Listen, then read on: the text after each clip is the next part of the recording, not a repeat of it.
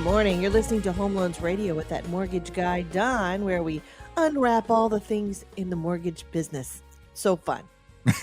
So fun. It's like a birthday party for mortgages. It is like I have all these questions, like little presents ready to be unwrapped. Absolutely.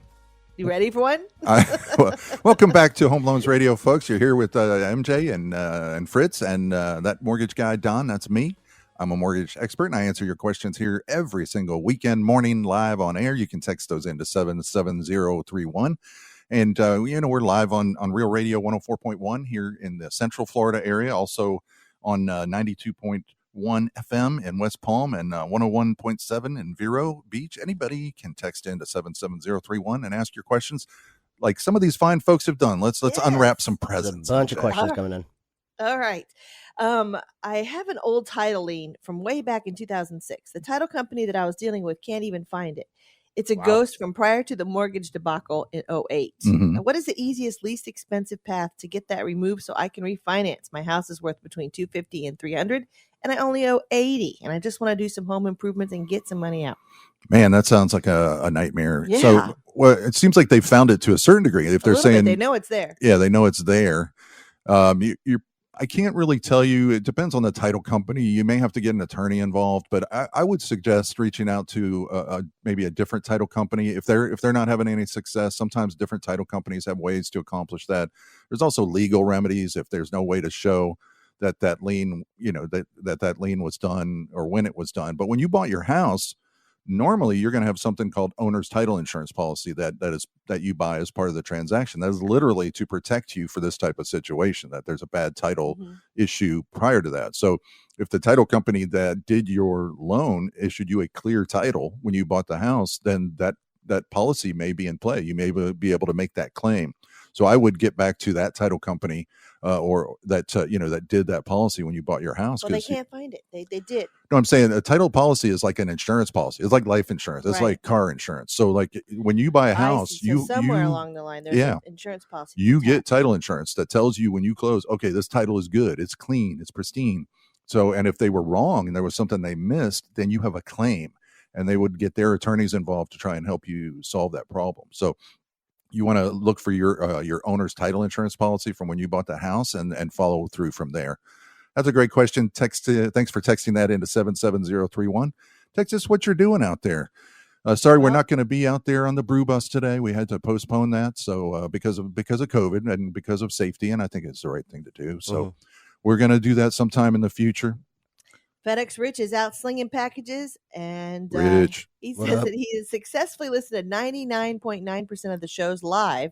He figured that out because he went through the podcast to see if there was any he hadn't heard, and he'd heard them all. Wow, you win the prize. I don't even know if I've listened to them all. Wow. Fritz, have you listened to them all? I don't believe, especially the ones I'm not on, but hold on. Right? Here, I'll give you the Owen Wilson Wow. That's awesome, man. Well, they're there for your listening pleasure. Rich is talking about on our website at homeloansradio.com. You can go back and listen to pretty much every episode live that any episode we ever did live, we put up on the podcast, and they're labeled. Like if you want to look for a certain topic, you can go there and look for VA loans or cash out refinances, and you can find some podcasts that address that, or first time home buyers, that kind of thing. Thanks for listening. And 99.9, that's pretty good.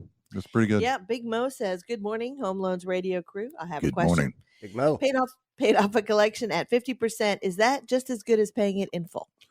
Pretty much, as long as it shows. So what it's going to show on the credit report, instead of saying open collection or account in default, it's now going to say account satisfied for. It'll probably say account satisfied for less than the original balance. So that it's a satisfied account. It's no longer an account that's out there causing you problems. So that's better. It's not. There's different levels. Like if you never had the collection, that's the best, right? But if you have an open collection, that's considered on the bad side of the scale. Once it's satisfied and closed, that's better. Even if it's satisfied for less than the full amount, it's not really. Once you get a year or so past it, it's not going to be affecting your credit score very much at all. Good morning. I bought a house in June. I sold my old house in July. I'd like to refi the new house with the proceeds from the old house and lower my payment. How long do I have to wait? or is that possible? Yeah, it's definitely possible. There's not really any set waiting period. You usually, you kind of want to wait until your mortgage gets assigned to a servicer, so that it's not, in between here and there when you're trying to refinance it. So I'd say in June, you're a couple months down the road. If you've made your first payment already, you're probably in a place where you could do that. We can double check if you want. You can go to homeloansradio.com and hit the apply now button, and we'll look at the dates and times and see if your servicing has been assigned and all that. But yeah, you can definitely do that.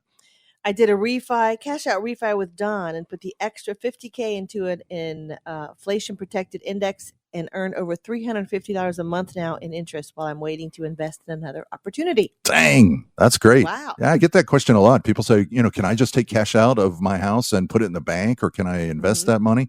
Yeah, and it makes perfect sense right now because, if you're well qualified, you can get a rate in the below 3% range or right at 3%. So if you're going to turn that money around and make 5 or 6% on it, yeah, that makes sense. Of course, you're doubling your money and you're taking equity. What is that equity doing on a daily basis? Right. It's just sitting there. It's in your house. It's there. So yeah, if you use it and put it to good use, either to pay off other high interest debts or to invest or to put into even a rental property or something like that, you're literally using the resources at your disposal that are in your financial realm that you control, which is the equity in your home, to do something good with it. So congrats. Thanks for bringing that up. My spouse works under the table. My first thought is they must be very short. Hey now, MJ. My income is only my income is on our taxes. We don't share bank accounts. When we prepare to buy, how long before we try do we need to park his cash into my account to show we have the funds saved for the down payment and closing costs? Yeah, so if it's money, you can make money on, that's non-taxable for whatever reason. I think the question at issue is about money for down payment and closing costs, how it has to be seasoned. Right. So technically, when we're putting a loan into the processing to underwrite it, we look back at 2 years of we look back at 2 months of bank statements. So if there are no large deposits in those 2 months of bank statements, then they're not going to be questioned. So basically 60 days is the time that you need to source and season the funds. I mean, if you're planning on buying in a couple months, go ahead and do it now. It's not going to hurt you to have it in the bank. You can't just pull money out from under the mattress, right before closing and use it. You can't use cash. The reason for that, people ask me all the time, why can't I use my cash? It's my money. It has to do with terrorism, the Patriot Act and money laundering and things like that. One of the ways that people money launder is by using big sums of cash that they get other places, and then they turn that into real estate. And then when they sell their real estate, it's then legit money. It's laundered money. So the cash has to be, if you have cash, you got to put it into your own bank so that it's documented and it's traceable funds. And you can also put money in right away if it's something that you can source, and it doesn't need to season for 2 months. Like if it's from a bonus or if it's from a paycheck or you sold a rare, car or something that you can document, you can use that cash. So I just saw that the person who had done the cash out refi and put the extra money into an investment account also reduced their mortgage interest rate from 6.25 to 3.875 and saved thousands. Oh, I know who this is. I know exactly. Yeah. That's really amazing. Not everybody can qualify for the 2.875 or the 3% rate, but I'm seeing even folks that have credit scores in the 620s or 640s, 660s can get their rate down, if, like in this case, 6% down into the threes. So you don't have to have that perfect score or situation to be able to really take advantage of the equity that's yours. It's just sitting there. We purchased a new house about 2.5 years ago. I'm trying to convince my wife we should look into refinancing, but she doesn't think it's worth it. She says we haven't lived in the house long enough. I'm new to the program and don't know a whole lot about mortgages and refinancing. Do you think it's worth looking into, or should we wait until around 5 years? No, Who knows what will happen in 5 years? Yeah, I wouldn't wait at all. See, there's no harm to taking a look at it now. You can go to homeloansradio.com, you hit the apply now button. We're going to put together a written quote for you. Then you have something to look at. Right now, you have no data. You have no basis for making a decision other than what you think it won't be worth it, or you think it'll cost too much. Get a quote. There's no obligation. We don't charge anything for it. You don't have to make an appointment. It's all done on over the internet. I mean, these rates may not be here much longer. We don't know how long this is going to go on. We are at record low rates. We had similar rates last year, all the way until December, January, and then February they started going up. And then now they're like the last 6 weeks or so, we had a little reprieve. But I can tell you, they're going to go up. The reason they're still low is because the U.S. government has been buying its own treasury bonds and buying its own mortgage-backed securities. We're talking about not a little bit. We're talking about billions per month. 100 billion, 60 billion, 200 billion. They've been doing this to keep the market stable through COVID. And they're every time they talk about tapering that off and starting to back that off, the rates jump up. That's what happened in February because things were looking good. Mm-hmm. So they started saying, okay, we're going to taper off that extra buying we've been doing, which is keeping the rates artificially low. And they talked about it last week. They're saying as soon as we start to see some improvement with COVID, then that is on the table, that they may taper that again because it can cause inflation if they keep doing it. So are rates going to be the same now in a year? No, it's very, very unlikely. We're in an unusual spot right now due to COVID, the way that the government and the Fed is buying those treasury bonds, and it is not going to last. I definitely think you should look at it now. Hit me up, go to homeloansradio.com. I'll send you over a quote. You can show your wife, you can talk it over. Then you've got something to look at. You're not just trying to figure out air numbers or, whatever, you know what I mean? Yeah. Like, anyway, that's my, yes, check it out. Let me get you a quote. And they bought 2.5 years ago. So that rate is probably in the, yeah, and if you have fours, PMI, fives. you're probably in the fours. And if you have PMI still on there, you might be able to get that removed. If you've got an FHA loan, you can get the PMI removed. So, yeah, great question. Worth checking out for sure. You're listening to Home Loans Radio. We'll take a quick break and come back and answer some more of your questions. Text them into 77031. Hey, this is Ryan from the Monsters, and now back to That Mortgage Guy Don on Real Radio.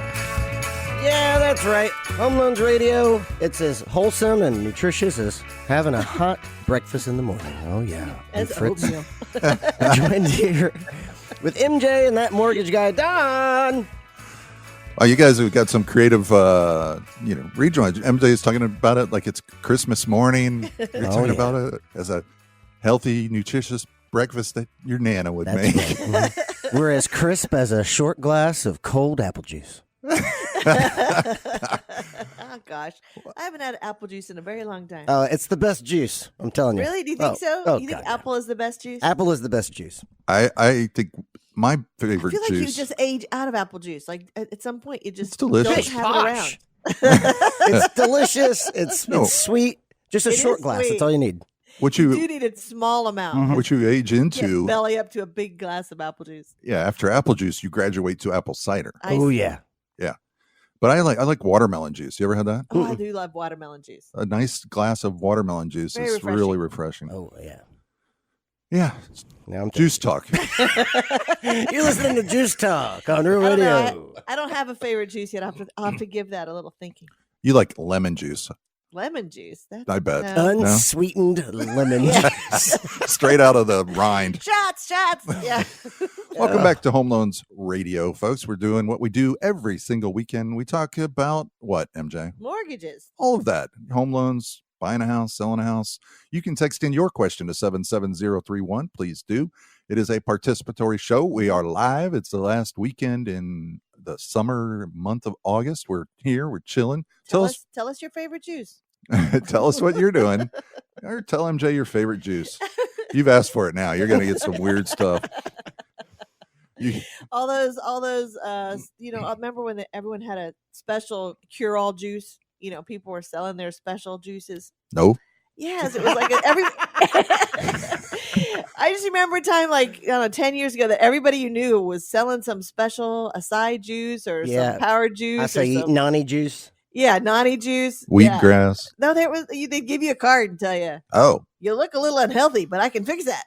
Clearly, I don't have these kind of people in my orbit. You need a juice guy.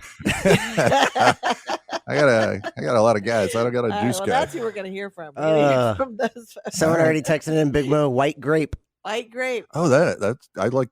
You mean Chardonnay, right? I don't think so. I don't think that's what he means, but I do. I think knowing Big Mo as well as I know Big Mo. Okay. We've never met. You're tight. But I'm getting the vibe. Getting a I'm getting the vibe. Yeah. Yeah. Okay. Thanks for texting in to 77031. Keep it up. Let's answer some of those, MJ. They're stacking up over there. They are. This is from Tom. I'm the seller. I have a contract pending. However, the bank's appraisal came in at $8,000 less. Mm-hmm. They want me to drop from the agreed price